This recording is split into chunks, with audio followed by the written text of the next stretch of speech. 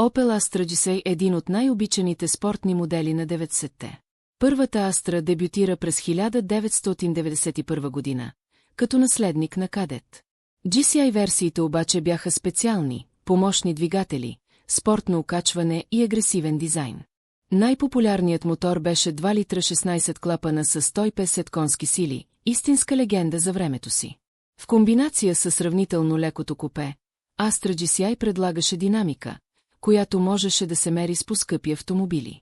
Моделът се отличаваше със спортни брони, по-широки прагове и емблематичните GSI джанти. Вътре имаше спортни седалки Рекаро, ориентирани към шофьора. Днес Astra GSI е класика, рядък автомобил, който буди носталгия у феновете на Opel и 90-тарските спортни коли. Това беше кратката история на Opel Astra GSI, една икона от златните години на спортните хеджбеци. Последвайте ме за част 2.